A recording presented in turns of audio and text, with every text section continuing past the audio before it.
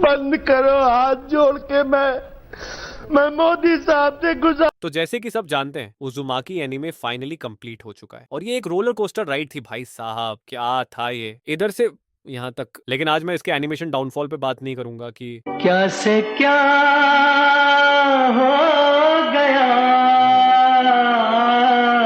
आज का टॉपिक थोड़ा अलग है। क्या उजुमाकी अब भी देखने लायक है या नहीं, क्योंकि हर काम के पीछे कोई रीजन होता है, राइट। और सबसे इंपॉर्टेंट बात, मैं ये डिस्कस करूंगा कि आखिर उजुमाकी किस चीज के बारे में है, इसकी अंडरलाइंग थीम क्या है। मेरे इंटरप्रिटेशन के अकॉर्डिंग ये सफोकेशन, ये ड्रेड, ये फीलिंग ऑफ बीइंग स्टक, ये सब क्या मीनिंग रखता है। आखिर जुंजी इटो हमें क्या महसूस कराना चाहते हैं। ये डर, आजाद होने की कोशिश फ्रॉम योर प्रॉब्लम्स, या फिर एक ऑन गोइंग साइकिल को ब्रेक करने का ट्राई। आखिर इन सब का असली पॉइंट क्या है। बट डोंट वरी, हम इन सब पॉइंट्स को इस वीडियो में डिस्कस करेंगे। यू कैन कॉल मी नेड, और बिना किसी डिले के लेट्स गो।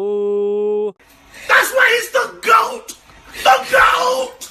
जब उजुमाकी के टीजर्स और प्रोमोस ड्रॉप हो रहे थे, मेरे अंदर एक एक्साइटमेंट बढ़ती जा रही थी इस एनिमे को लेकर। और जब एपिसोड 1 फाइनली ड्रॉप हुआ तो वो एक्साइटमेंट और भी बढ़ गई, क्योंकि एनिमेशन में डिटेलिंग कमाल की थी। लेकिन साथ ही मुझे अपनी एक्सपेक्टेशंस को थोड़ा कंट्रोल में रखने की फीलिंग भी आ गई। एज वी ऑल नो, हमें शुरुआत में बस 4 एपिसोड्स ही प्रॉमिस किए गए थे। लेकिन जब एपिसोड 1 रिलीज हुआ और मैंने उसकी एपिसोड लेंथ देखी, भाई साहब, I knew things might start going south. Episode 1 के टीजर में अजामी को भी टीज किया गया था, जो मुझे ये सोचने पर मजबूर कर रहा था कि शायद एपिसोड्स की लेंथ 40 या 45 मिनट होने वाली है, क्योंकि ये एनिमे प्रोडक्शन में कम से कम 5 साल से था। बट नो, ऐसा कुछ भी नहीं हुआ। लोग एपिसोड 1 देखकर खुश तो हो रहे थे, लाइक वाह स्टेलर एडेप्टेशन, लेकिन वो मेरे जैसे पेसिंग को लेकर स्केप्टिकल भी हो रहे थे। अम्मा बहन पे आ जाऊंगा मैं, इनकी इनकी अम्मा बहन पे आ जाऊंगा मैं।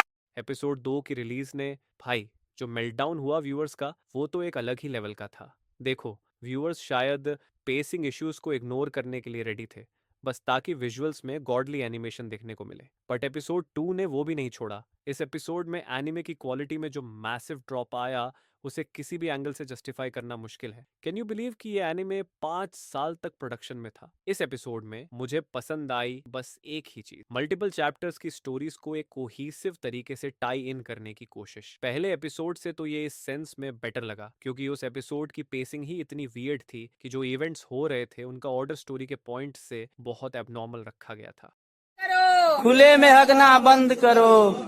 और फिर एपिसोड 3, मेरे लिए तो ये एपिसोड रिलीज होना एक इमरजेंसी या नई एपिडेमिक से कम नहीं था। इमेजिन करो, आपके ऊपर एक एयरप्लेन आ रहा है और उसके सील्ड टैंक के अंदर एयरप्लेन का टॉयलेट वेस्ट है, और ये एयरप्लेन है एडल्ट स्विम, जिसने ये टैंक, जिसमें उजुमाकी का एपिसोड 3 है, सीधा सिविलियंस के ऊपर ड्रॉप कर दिया हो। आप इमेजिन भी नहीं कर सकते कि ये एपिसोड कितना गूफी है। इसकी पेसिंग ऐसी है कि इसे सीरियस लेने के ऑपोजिट इस शो को ये एक पैरोडी बना देती है। एपिसोड 3 ने सिर्फ एनिमेशन क्वालिटी पे ही नहीं, पेसिंग में भी स्पीड ब्रेकर्स तोड़ दिए। मतलब ये शो लिटरली भागते भागते हग रहा है। अरे यार, मैंने ये क्या बोल दिया। बस यू कैन अंडरस्टैंड नाउ कि इतना बड़ा ब्रेन रॉट मिल गया मुझे ये एपिसोड देखकर। Yeah, baby! एपिसोड 4 ने थोड़ा मुझे कॉम्पेंसेशन देने की तरह एक्ट किया, जो भी पास्ट में डैमेजेस हुए मेरे ब्रेन सेल्स पर लास्ट एपिसोड देख के। ऑफ कोर्स, क्योंकि ये फाइनल एपिसोड था तो इसकी एनिमेशन क्वालिटी अच्छी होनी ही थी। इसकी एनिमेशन मुझे सीरीज का सेकंड बेस्ट लगा, और पेसिंग के मामले में तो ये सबसे बेस्ट था। और मुझे ऐसा पर्सनली फील हुआ कि इस एपिसोड ने शो को एक अच्छा एंड दिया जो ये डिजर्व करता था। आई नो एक सीन आया था जिसमें कुछ कंप्लेंट्स थी एनिमेशन को लेकर, लेकिन ऑनेस्टली देखते वक्त मुझे तो ऐसा कोई इशू फील ही नहीं हुआ। ओवरऑल ये एपिसोड मुझे बहुत बहुत अच्छा लगा, एक वर्दी एंडिंग।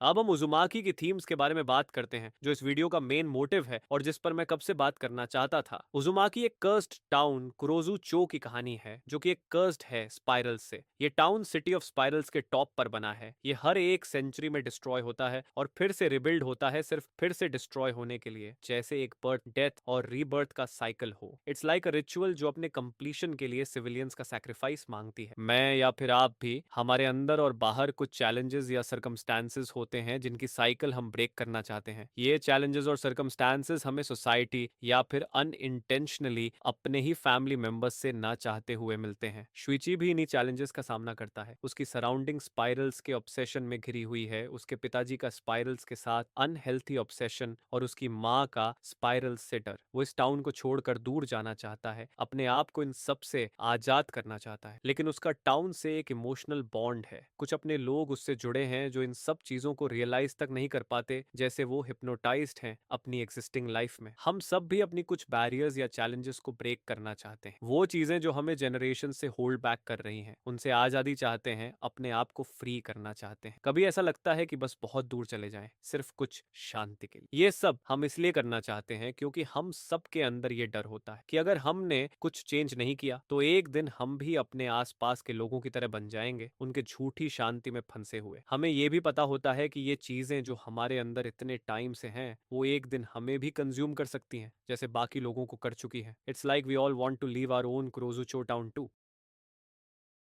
तो guys that's it for today. मुझे उम्मीद है आपको ये रिव्यू पसंद आया होगा और मेरा इंटरप्रिटेशन ऑफ उजुमाकी के थीम्स भी। अगर आपको ये वीडियो अच्छी लगी तो प्लीज़ लाइक और शेयर करें और मेरे चैनल को सब्सक्राइब करें अगर आप मेरे एफर्ट्स को अप्रिशिएट करना चाहते हैं और फ्यूचर अपडेट्स चाहते हैं। और आप भी मुझे बताएं कि आपका उजुमाकी के बारे में क्या इंटरप्रिटेशन है। आपको उजुमाकी एनिमे कैसा लगा, मतलब आपकी क्या कंप्लेंट्स थी एनिमे के टुवर्ड्स जिन्हें मैं कवर अप करना भूल गया। मुझे प्लीज़ कॉमेंट्स में बताएं। तब तक के लिए बाय बाय।